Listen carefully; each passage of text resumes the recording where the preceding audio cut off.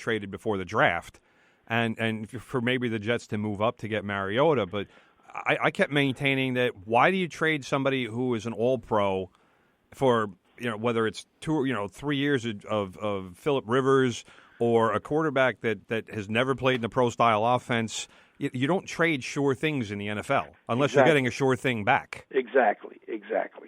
So, and like you guys said, they had no idea Williams would be there. So, so at that point, it wasn't like, oh, well, we know we're getting Leonard Williams, so we can trade this guy. It's just, again, I don't know if they're trying to play chicken or what. It'll be interesting to see. To me, this will be the first big thing for Maccagnan. How does he handle the Wilkerson situation? This will kind of be. He's already done well. Don't get me wrong, but this will be a defining moment. Yeah. By the way, were you out in Chicago for the draft, or were you watching it out in? No, I was in Florham Park. Oh, okay. Gotta stay local. Nothing. I'll let you in on something. I'm sure JP would echo this. Nothing really happens at the draft. Correct. You need to be with the team so you can talk to the GM and talk to the coach and see what the impact is of the various players who are being picked.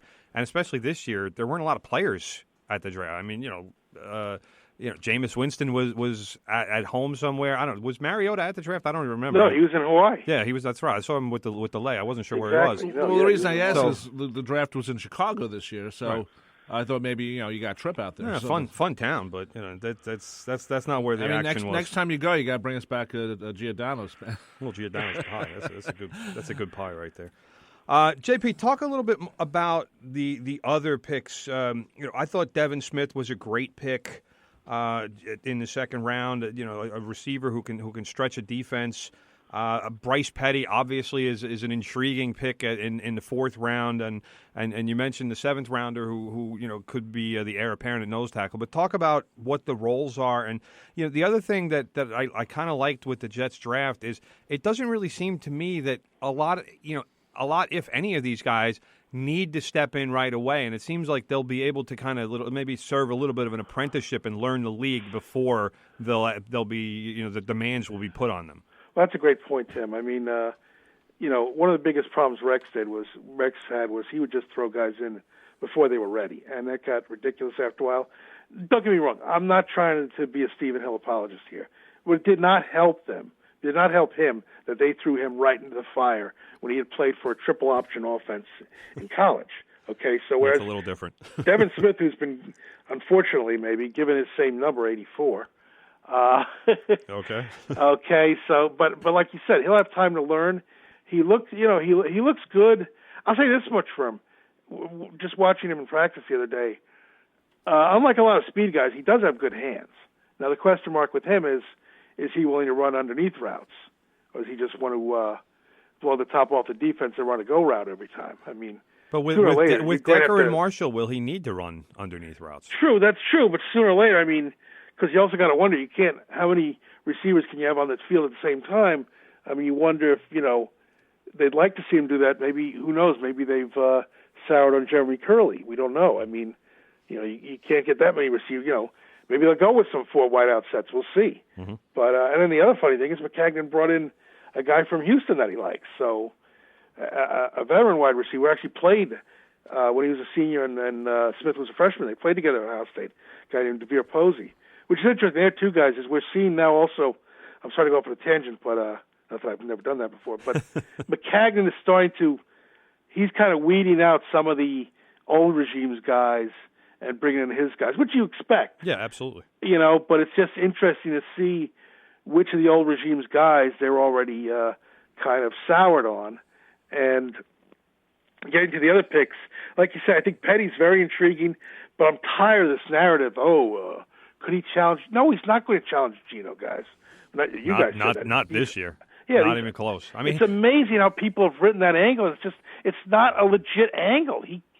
He's from everything that I'm reading about, he's like Mariota. He played that spread offense in college, so he has no experience with a pro style offense. So his job basically this year is going to be to hold the clipboard and learn. Yeah, and it was even worse than Mariota's offense, or Mariota, as Goodell calls him. But nice job, Commish. But I mean, what is it they say? You had one job. But I mean, it was even worse, from a translating to pro standpoint than Mariota's offense. So, Yeah, I mean, you're exactly right. The way I see it with Petty is the only way you see Petty this year on the field is if things are that bad. Yeah, either the season's gone really bad or a couple of guys ahead of him have gotten hurt. Exactly. Otherwise, you are not going to see him on the field until 2016 at the earliest. Nor should you. And I'll give you the kid this much credit. When he was talking to us the other day, he understands. He even said, "I've got a mountain to climb." He knows. I mean, think about this. They didn't even huddle up. Yeah. He didn't run a huddle. It was. I mean, and that was something the same with Mariota was that, and it was. I forget who was talking about, somebody on ESPN, but they discussed that a quarterback. That's part of what a quarterback needs to learn is how to be that commanding presence in the huddle. Yeah. And if you haven't huddled in your college career, then exactly. I'm sorry, but you need to learn that. I mean, it is part of the skill of being a quarterback and being that leader. And getting guys to believe in you and wanting to run through that brick wall or whatever cliche you want to use, but that's part of being a quarterback is getting the other 10 guys to believe in the mission and what you're trying to accomplish. Yeah, whichever way you do it, like what's that old story? Joe Montana in the Super Bowl. Hey, look, there's John Candy in the stand. Yeah, and then they drive 80 yards. So whatever way you do it, but you're right. You have to have a presence in the huddle. And how can you learn that if you've never huddled? Exactly. I mean, and plus, obviously, I think the stat is something like 90-something% he was in the shotgun. I mean, he has so much to learn. And again, if he's like we said, if he's on the field this year, that means things one way or another have gone horribly wrong. Yes, for sure. We're talking with JP Pelzman, the Jets beat writer for the Bergen Record. JP, I wanted to just go off Jets a little bit, but still talk football. Last week, what they call Deflategate, which I think is a horrible name, but everything's a basically they've implied that Tom Brady did know about these deflated footballs, and of course, it ended up that same day he was being interviewed by Jim Gray, which was a horrible interview, by the way. Yes, it was. Well, but what can Jim Gray do? He's sitting in the middle of Patriots country, and anytime he asked a question that even smacked of negativity, people started booing, and it was very. And don't get me wrong, I'm not a Jim Gray fan. I don't think he's very, very, very good journalist, to be honest with you, and he's put himself in some bad situations, but that wasn't really the place to be able to do a real interview because of the ridiculous Boston fans who can't wait to apologize for everything Tom Brady ever did. Well, that's what we would do if it would happen if he was playing for the Jets. We'd be, he's on our team. JP, what do you think's going to happen? They haven't announced anything yet, but what do you think might happen? I think the suspension will be probably about 4 games. That would be my guess. Wow. Okay. Yeah, that's kind of what I'm thinking. Guess. I mean, I think if they give him 6 games, I wouldn't be surprised if the appeal reduced it to 4. I think, excuse me, getting over a cold here. I think 4 games is the way to go because 6 or 8 to me is a little too draconian.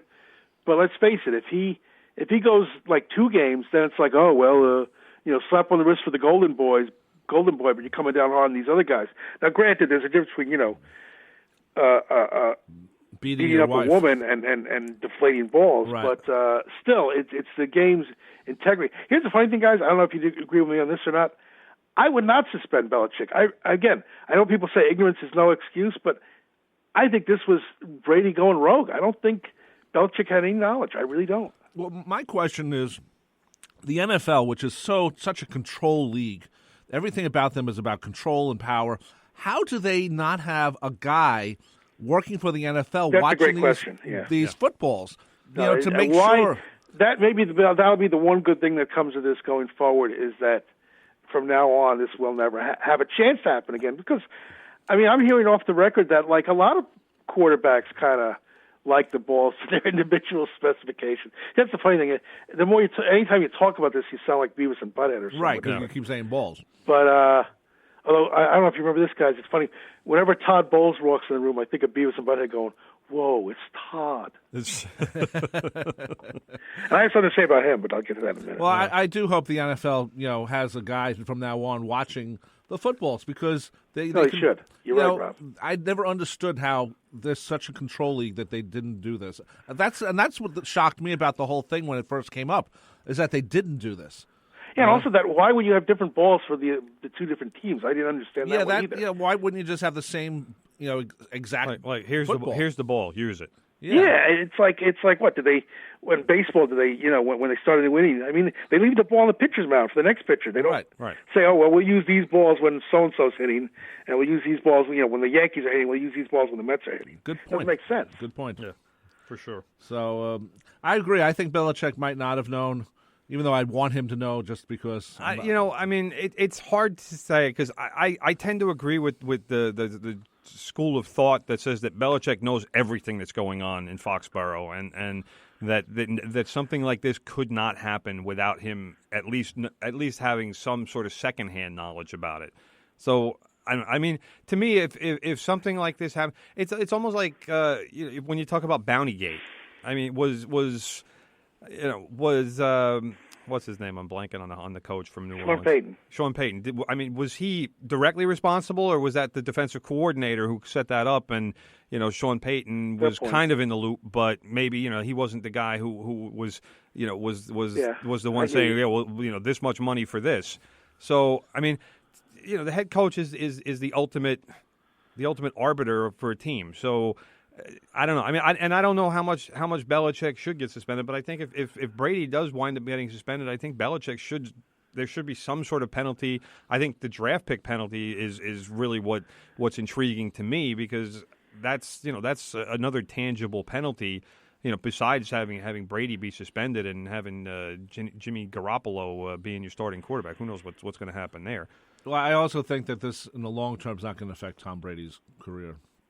No, I mean it'll be a short suspension, but I think it affects the legacy a little bit. A little bit with the legacy, but you know what? The other thing I want to ask you, JP, is how much of this suspension do you think can be attributed to this? I mean, I don't want to sound overly dramatic, but basically there's something of a culture of cheating around the Patriots now, or at least that perception exists with Spygate and this, and I know that receiver, the ineligible receiver, whatever it was, that was technically a legal play, but it always seems like it seems like far too often the Patriots are trying to game the system and not necessarily kind of like really walking that tightrope as far as rules and illegal.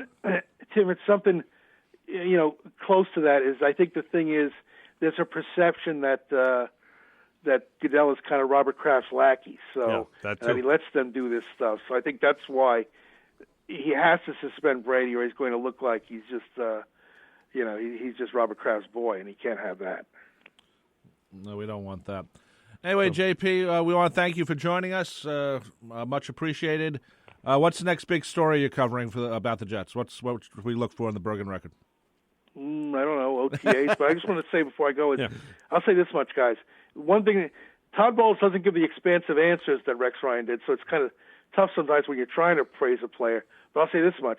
He's not going to put anybody in Canton after one rookie minicamp practice, which, unfortunately. Yes, Rex was known to praise his players in some rather extreme like he said ways. To us guys, he basically said, when we said how Leonard Williams, which he did, he dominated that first day. He's like, well, look who he's going against. He should dominate. Yeah, exactly. I mean, if he doesn't dominate, we got a problem. When do the Bills come back to town? In September? No, unfortunately, they don't. The NFL saw fit. I thought they would. Yeah, I thought it would be like the season opener. I really did. But they saw fit not to bring them in until a Thursday night in November. Oh, man, that means NFL Network game.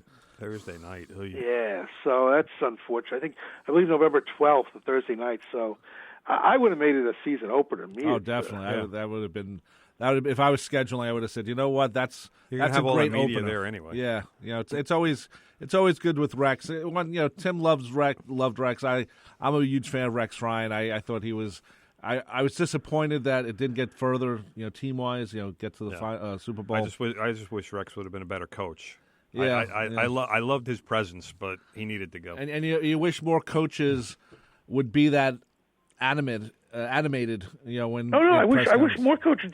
Don't get me wrong, I do, but it's like the other day, like Bowles was saying, how he needs to spend time with the offense because he needs to learn that side of the ball. And I thought that was interesting to say because Rex never said that. I was going to say I don't think those words ever came out of Rex's mouth. Yeah, I mean Rex was always like, I'll let somebody else. And here's the thing: again, with it goes back to ball Ghazi or whatever, or Deflategate. Right. You know, if you're Belichick,